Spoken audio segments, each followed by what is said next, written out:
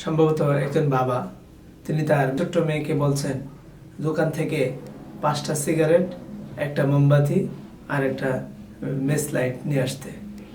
আমি কান খাড়া করে আবারও শুনলাম যে একটা বাবা তার ছোট্ট মেয়েকে এরকম নির্দেশ দিচ্ছে।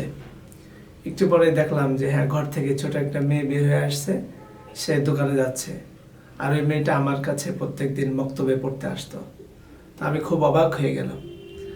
আল্লাহ সুবহানাহু ওয়া তাআলা বলছেন, ইয়া আইয়ুহাল্লাযীনা আমানু কু আনফুসাকুম ওয়া আহলিকুম নারা, যে হে ইমানদারগণ, তোমরা জাহান্নামের আগুন থেকে নিজেরা বাঁচো এবং আহাল পরিবার পরিজনকে বাঁচাও।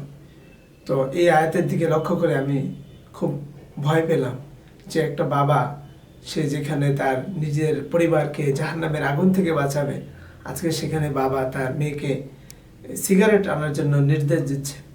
আজকে আমাদের সমাজে আমাদের ছেলেমেয়েরা আমাদের কথা শুনছে না, কারণ আমরা প্রকৃত বাবা মা হয়ে উঠতে পারি নাই।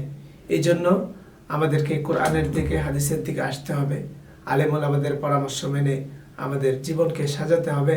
তাহলে আমাদের জীবন, পরিবার, পরিজন সব কিছু নিয়ে সুখে থাকতে পারবো ইনশাআল্লাহ।